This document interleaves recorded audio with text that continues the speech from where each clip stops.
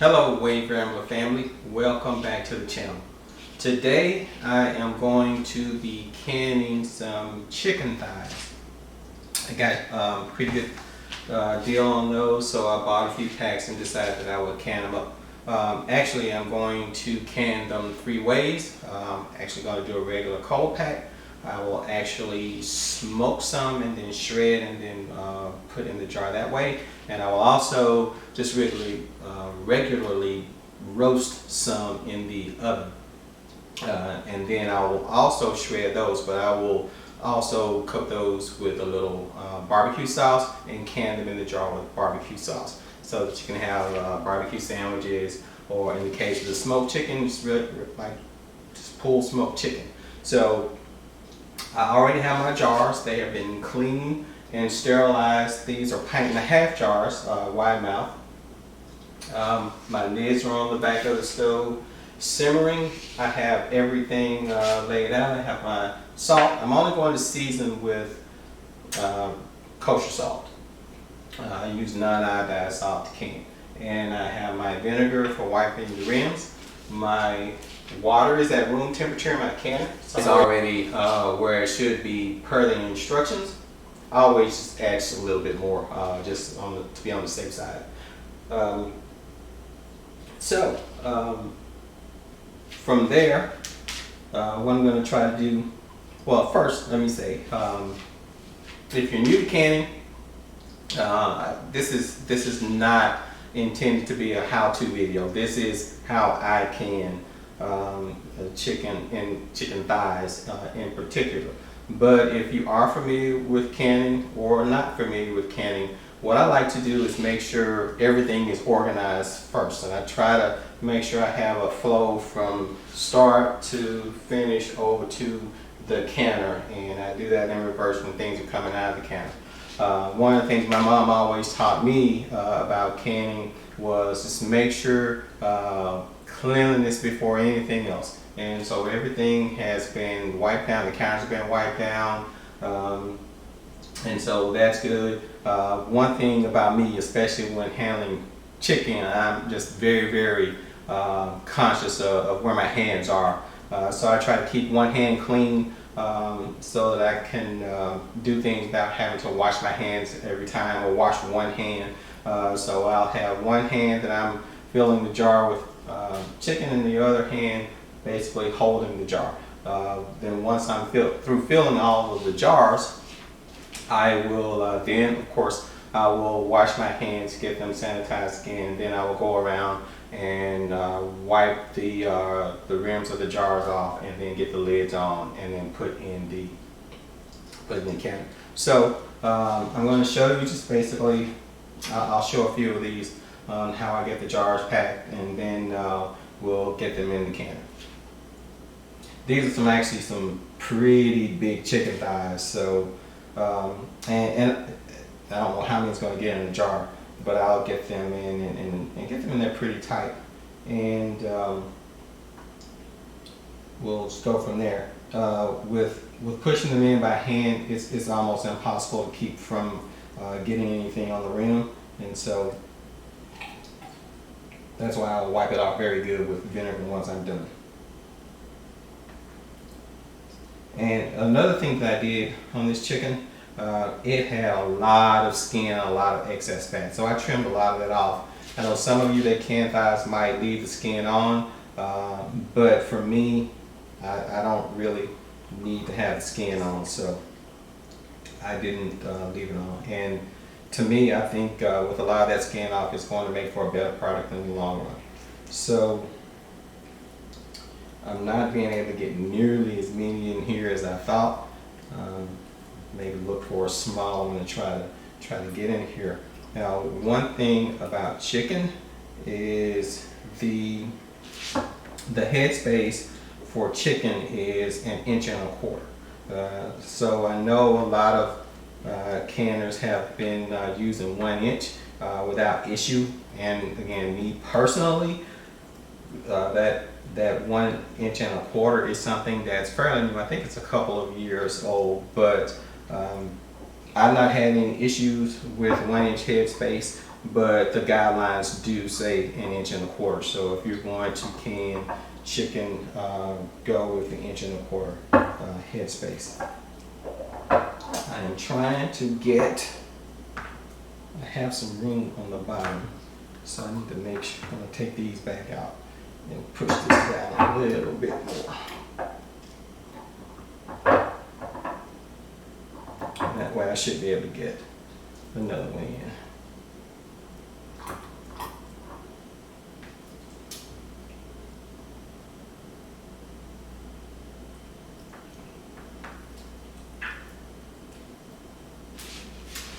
There we go. I think that's going to be good. What's going to happen, since I am canning these again with a bit of skin and some fat on, and I also did not debone them, so they're going to be canned bone in, which should create a pretty decent broth.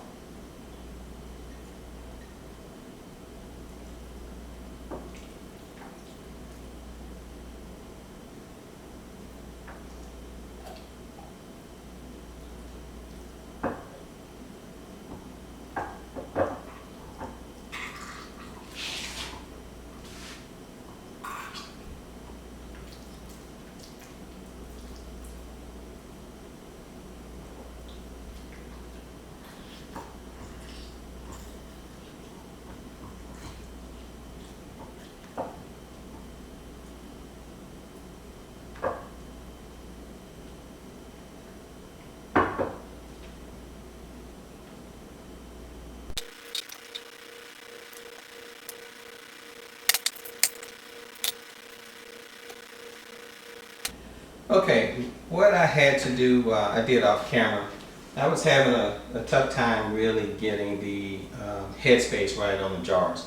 So I basically took and cut the thigh in half so that I could have a piece without the bone. Now, even though I am cooking this or canning this bone in, which does affect the processing time, I'm only going to put one of the pieces of chicken that I cut. And I think I'll be able to get the rest of it in and maintain the proper headspace.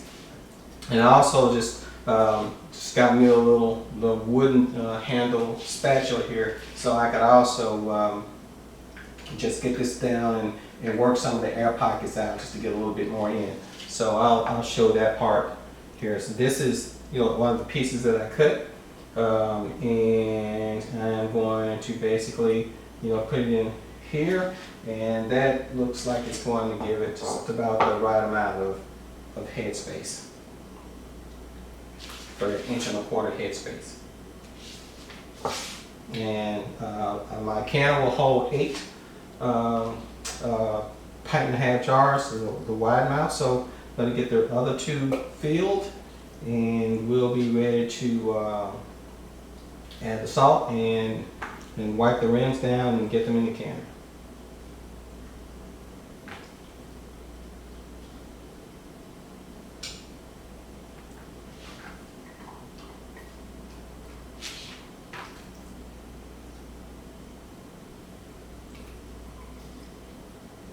They actually fit a lot better with the with just a bit of that meat cut out.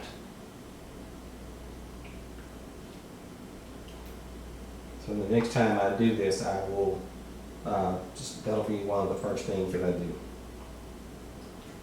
So when I'm taking the skin off, I'll go ahead and cut a strip of the meat off of the thigh as well.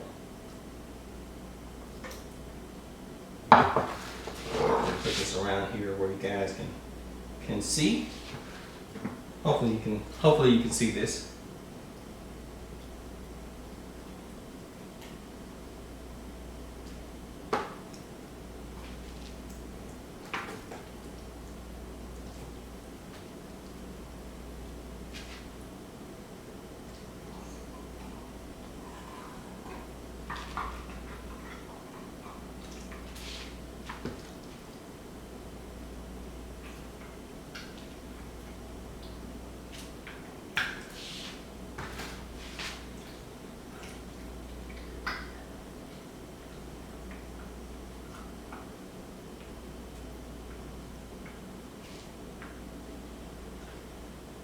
Okay.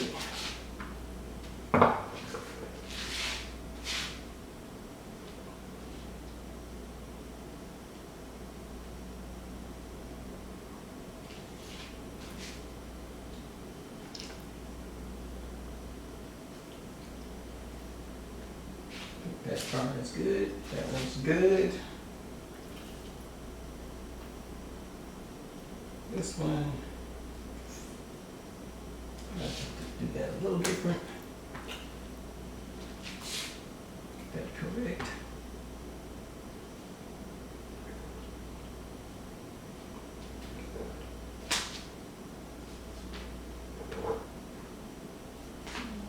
I think this one could use.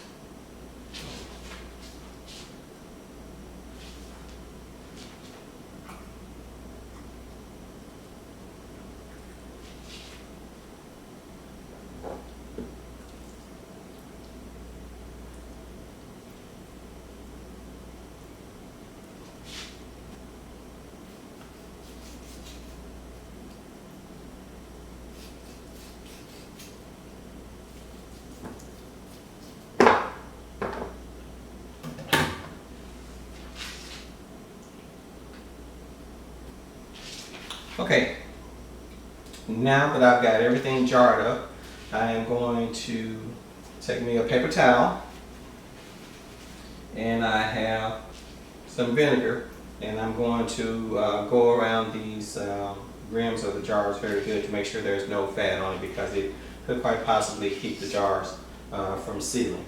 Now, when I washed the jars and before I sterilized them in the oven, I actually did a check of the jars around the rims to make sure there were no nicks or cracks or anything like that. And you should always do that before you get ready to process your food, whether you're water bath canning or whether you're pressure canning, to make sure your jars are in shape to actually preserve the food that you're preserving, whether it's water bath or pressure canning. I just think that's a good safety check to do before you actually jar anything, so you can catch any problems before they start.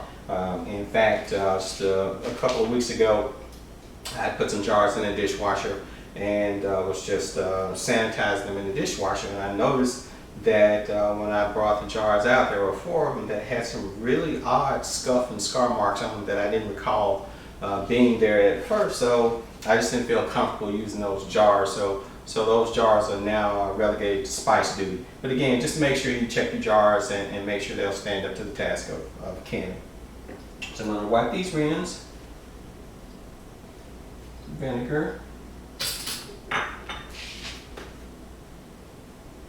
and make sure everything that may have gotten on here is off.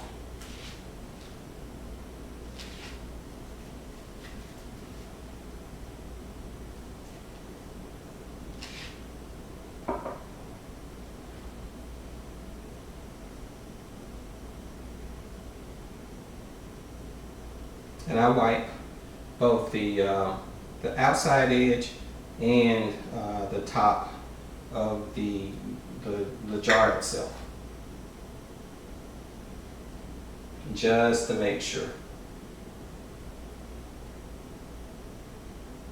Now, one thing I want to say before or while I'm actually doing this is this is a raw pack or a cold pack. So the jars were cold at room temperature. The chicken cold, of course, and you need to be careful with chicken. Make sure it doesn't warm up too much in your process of getting them in the jars.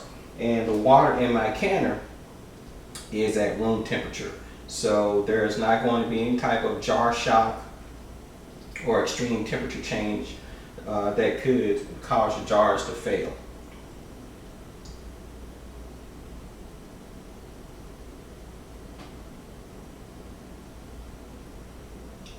This one did have just a little bit of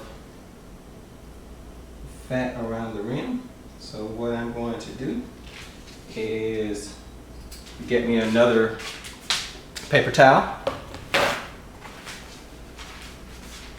and then we'll finish out the last 2 jars.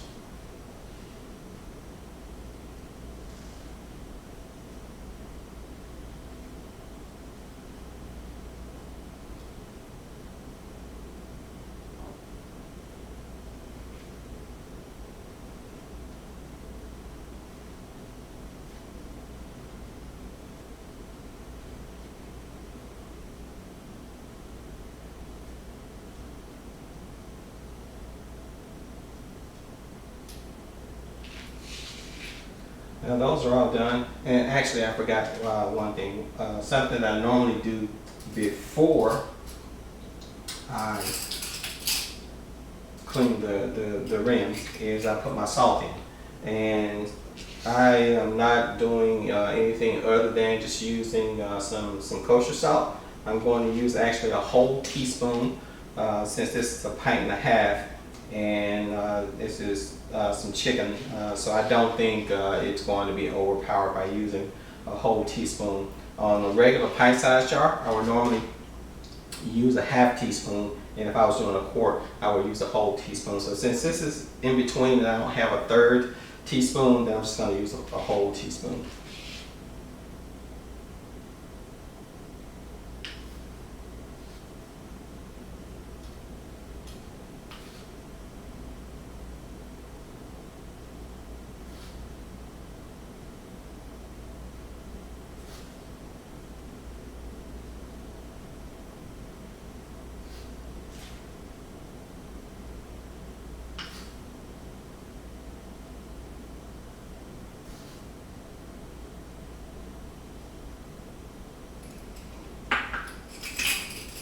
And since I went back and added the salt, I'm actually just going to go back over the rims one more time just to make sure I didn't get anything on there to keep it from sealing.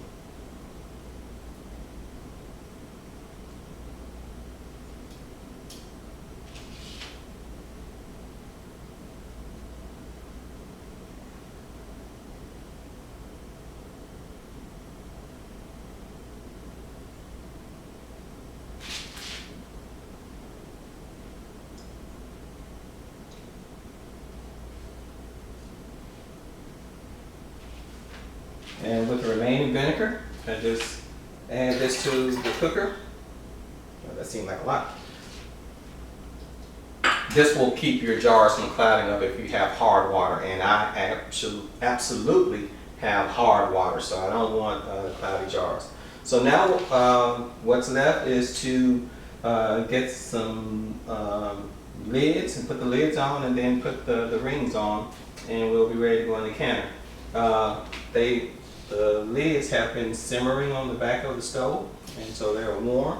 And I know this is not a required step, but that's how I was raised and grew up doing it, so that's how I will continue to do it. Now, there is a tool to lift your lids out. It's a magnet. I can't find it. So, I do have another magnet that I'm going to have to use to improvise. This is the regular magnet. I made sure that I can use it. And so basically I just fold it up, and I'm going to go in and get me a lid. So, and this is actually a really strong magnet. So it's picking up multiple lids, which is okay because I need multiple lids. So I'm just going to get the lid on.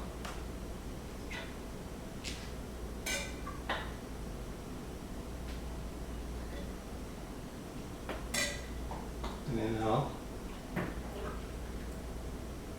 continue until all the lids are on.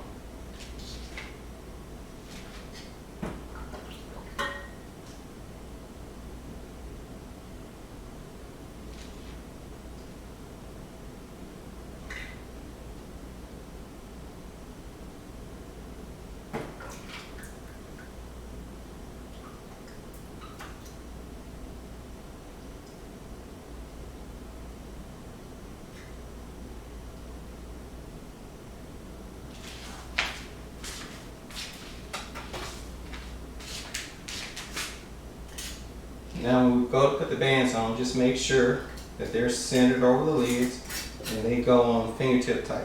So I like to just use, fingertip tight is going to be different for different people.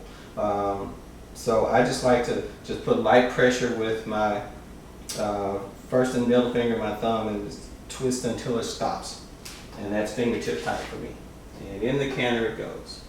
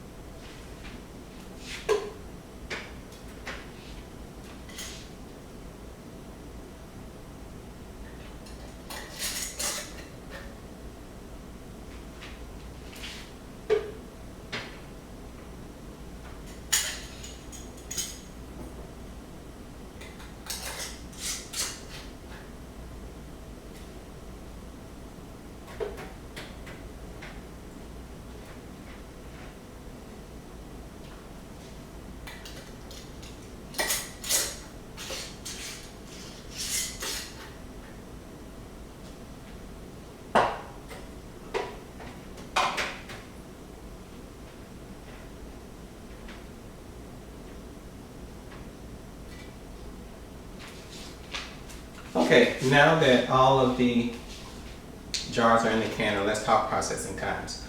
Ordinarily, for pints, you would process for 75 minutes, and for quarts, you would process 90 minutes. So since this is a pint and a half, and that's in between a pint and a quart, you process to the next higher time, which would be 90 minutes.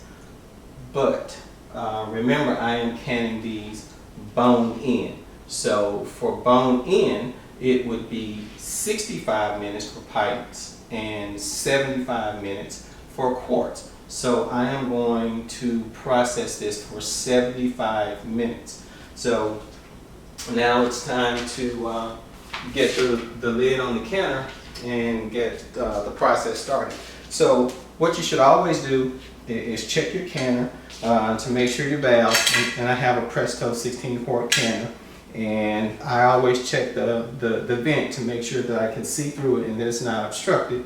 And after every 2 or 3 uses or so, I will put some oil around the gasket before I store it. So this has already been done. It's been inspected. So let's get the lid on the canner and get it on. And so you just line it up. Here we go. So now just twist it to lock it, and so it's locked.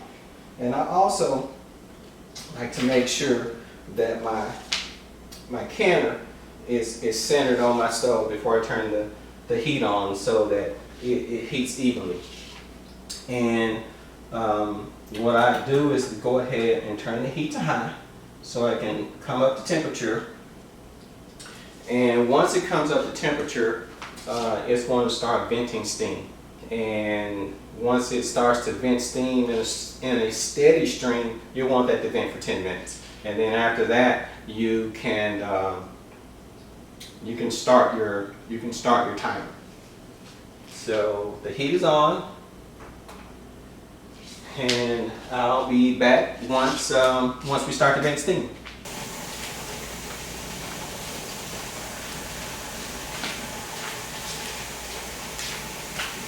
Okay, everybody, the canner is started to vent. There's a steady stream of steam coming out, and I'm pretty sure you probably won't be able to see it due to the camera angle and the distance and the lighting. So what I'm going to do is set the timer for 10 minutes, because once you have a steady stream of steam, you have to vent for 10 minutes. So I'm going to set the timer for 10 minutes, and once the timer goes off, I'll be back with you.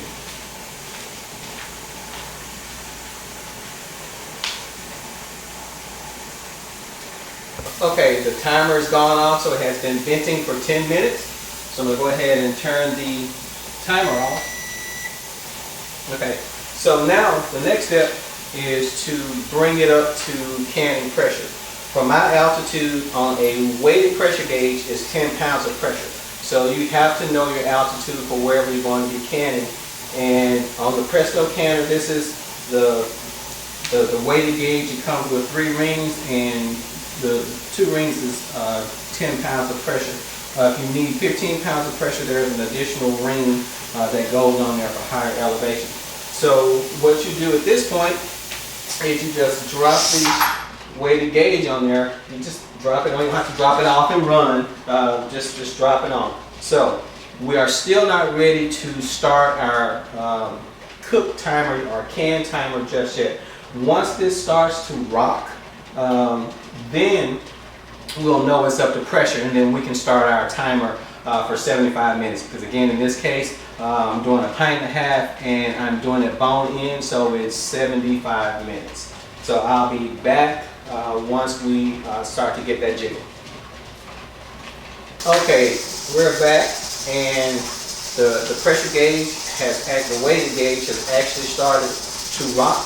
So now with that rocking, we know that it's up to pressure, so we can begin our 75-minute processing time. So I'm going to go ahead and set the timer for 75 minutes.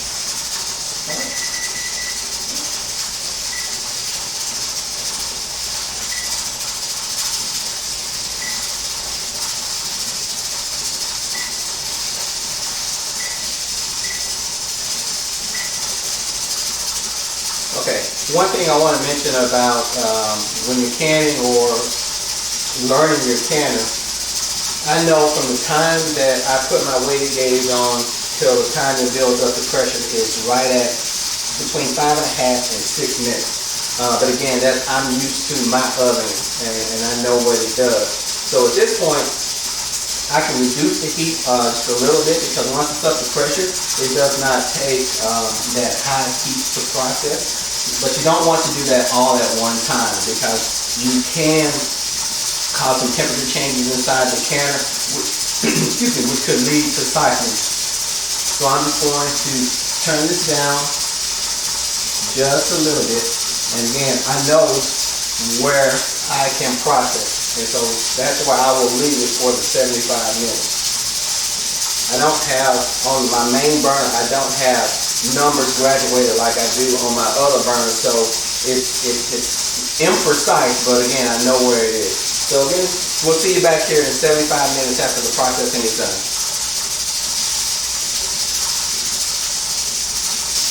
Okay everybody, the timer is going on.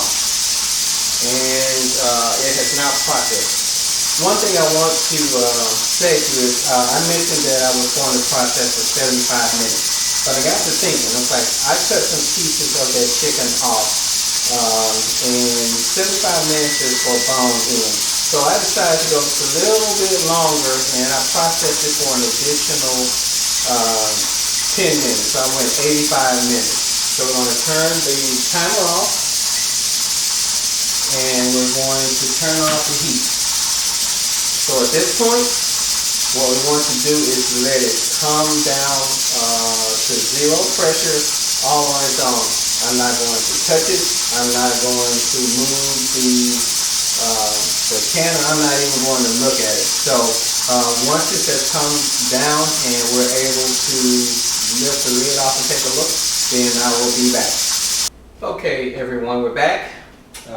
The canner has now come down from pressure. You can see the pressure relief valve went down on its own. So now I'm going to take the weight off. Put it over here. But now this part here is where you want to be careful, of course. I'm sure that we've heard stories about Big Mama or great aunt or someone got their face, burned. This is the situation right here where, your parents used to tell you to fix your face because you got a frown. If you open this lid and you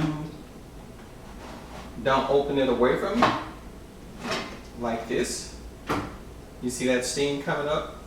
You could quite literally have to fix your face if you get a face full of steam. So I'm just going to sit this right here out of the way. We're going to start taking our jars out. Now they are still boiling in here, and looks like a few of them have sealed already. So I'm just going to go ahead and get the jar out. And when you're lifting the jars out, make sure you go below the rim. And if there's water on the top, resist the temptation to tilt. And just lift it straight out. My focus is not autofocus on the camera, but you might be able to see it a little bit better here. But this is still processing. We're going to sit it over here, and I'm actually going on this side because remember before I said I like to have a flow, and I go from prep to filling to in the canner to out of the canner, and additionally I have some more that I have to process. So I have enough for probably 7 more jars that I have to process. So we'll get these out.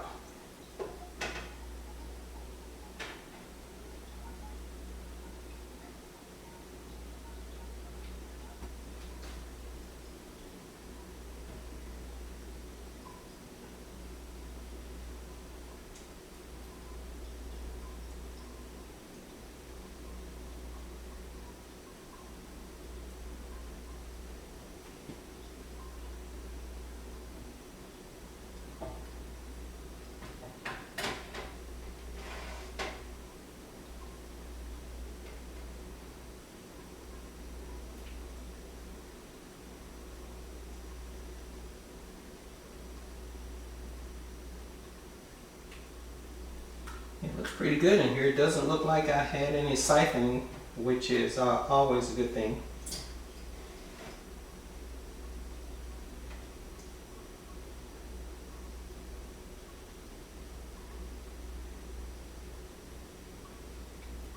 And one thing about doing it bone in is you will have some really good broth that you can do other things with. Now it's just me, and this is about the right size for me, the 1.5-pint size jars. Even though I'm a pretty healthy eater, and I could probably destroy a couple of those if I wanted to, but just so I'm not being greedy, I fill up on my sides and the rest of the meal.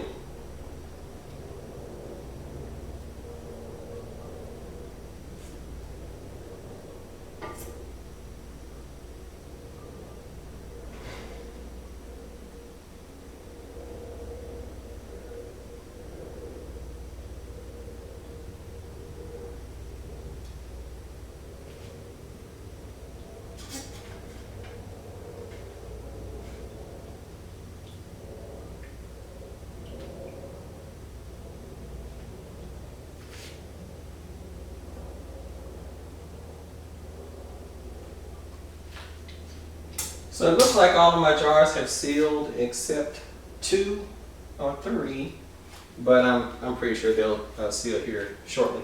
So that's going to wrap it up for this particular canning session. This is just a regular raw pack on chicken. Like I said, I do it a couple of different ways. The next one I do, I'm actually going to smoke the chicken and then shred it and then can it dry that way. So until next time, thank you for coming to hang out with me in the kitchen today. If you like this video, please make sure to like, comment, share, and subscribe. Until next time, we'll see you.